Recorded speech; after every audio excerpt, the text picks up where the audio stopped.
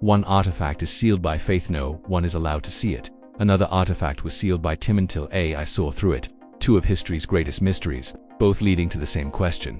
Are we protecting a belief or are we afraid of the truth? History is full of cold cases, mysteries locked away by time and silence. But today, we're opening two of the coldest. One is a divine object, so powerful and sacred it's kept hidden from all human eyes. The other is a library of ancient wisdom, sealed in desert caves for 2 millennia, its secrets only now being decoded by artificial intelligence. These are the stories of two seals.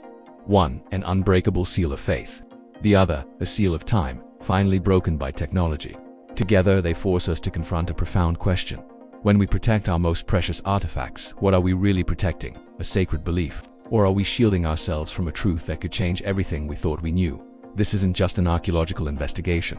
It's a journey into the heart of what we choose to believe versus what we can prove. Case File 1. The Cold Case. The Ark of the Covenant. For anyone familiar with the Hebrew Bible, the Ark is the ultimate artifact. It's described not just as a chest, but as a direct line to the divine. A golden box, holding the stone tablets of the 10 Commandments, carried into battle as a weapon, and housed in the most sacred place on earth, the Holy of Holies, the inner sanctum of King Solomon's temple in Jerusalem. It was the physical manifestation of God's presence, so powerful that to look at it unauthorized meant instant death. And then, it vanished. In 587 BC, the Babylonian army, led by Nebuchadnezzar, sacked Jerusalem and destroyed the temple. Ancient records give us a meticulously detailed inventory of every single treasure the Babylonians looted and carried away. Golden trumpets, silver bowls, bronze pillars, everything is accounted for. Everything except the most important object of all. The Ark of the Covenant is not on the list. This is the central mystery. The black hole at the heart of the story. Was it destroyed in the fire and chaos?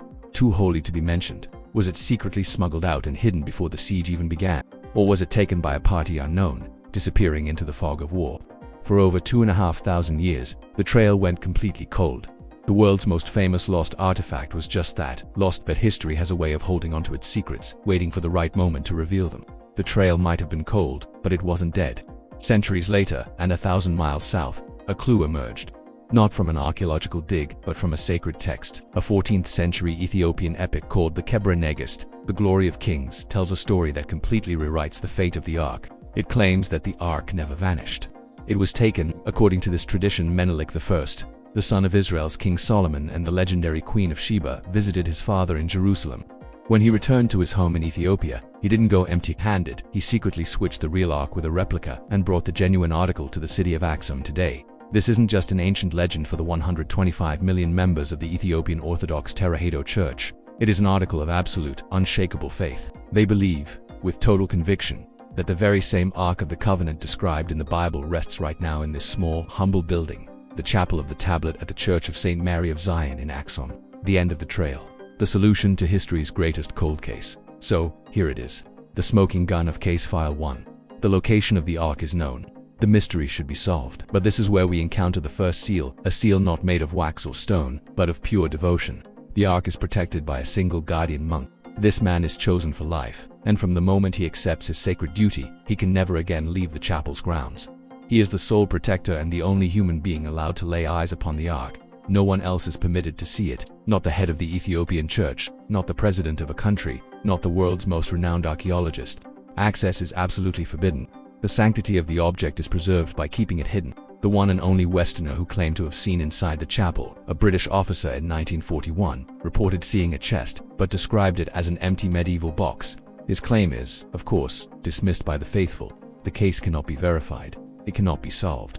The artifact is sealed by faith. Now, for Case File 2, the hot case, the Dead Sea Scrolls. If the Ark is a story of a single object, this is a story of thousands.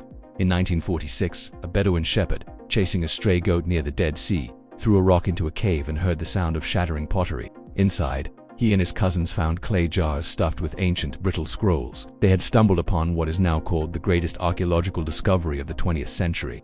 For the next decade, archaeologists and Bedouins raced to explore the caves of Qumran, uncovering a treasure trove of texts, sealed by the dry desert air for 2,000 years.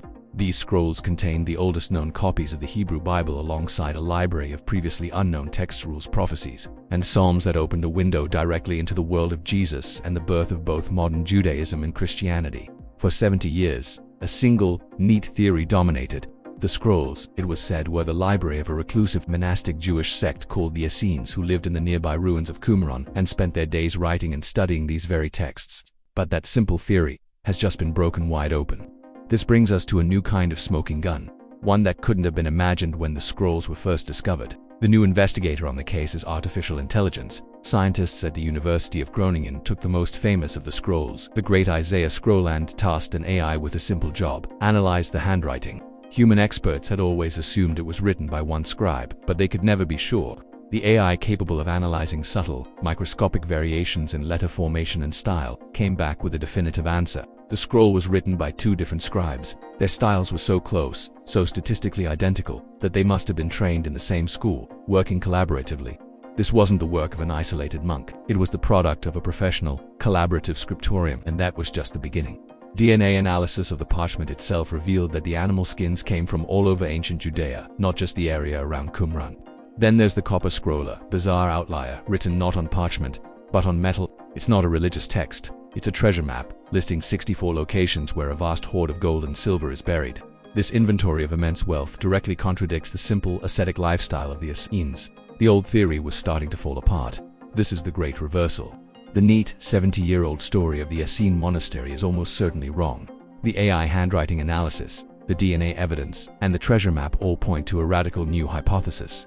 The scrolls were not the work of one small community. They were a library of Jerusalem, a collection of sacred texts gathered from synagogues and schools all across the land of Judea. And the caves, they weren't a library. They were a hiding place, a time capsule.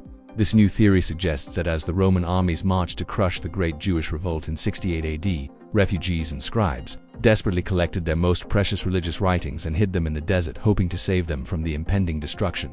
It wasn't a monastery, it was an act of cultural preservation on a massive scale. And this is where the two cases, the Ark and the scrolls, resonate with each other. We have two of history's most significant artifacts, both sealed away from the world. 1. The Ark is sealed by faith, an object believed to be so sacred, so powerful, that its mystery must be protected from human sight.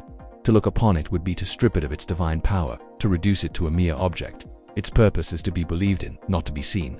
The other, the Dead Sea Scrolls, was sealed by time. Objects so precious they were hidden from the destruction of war, waiting for a future generation to find them. And now, that seal is being broken, not by faith, but by science, by AI and DNA. Its purpose is to be unsealed, to be read, to be understood. This forces us to ask a fundamental question. What is the true purpose of an artifact? To be an object of veneration, protected at all costs, or to be an object of knowledge, understood at all costs? History is not a static collection of facts. It is a living, breathing process. It's a constant tension, a battle between what we believe to be true and what we can prove to be true. The sealed Ark in Ethiopia and the unsealed scrolls in a laboratory represent the two poles of that struggle. One asks for our faith, the other for our intellect, and somewhere between them lies the mystery of our own past. What do you think? Should the Ark be open to science, or should its seal of faith remain unbroken? Let me know your thoughts in the comments. Thanks for joining this investigation. If you enjoy exploring the biggest questions of our origins, be sure to like this video and subscribe to the Origin Pulse for more.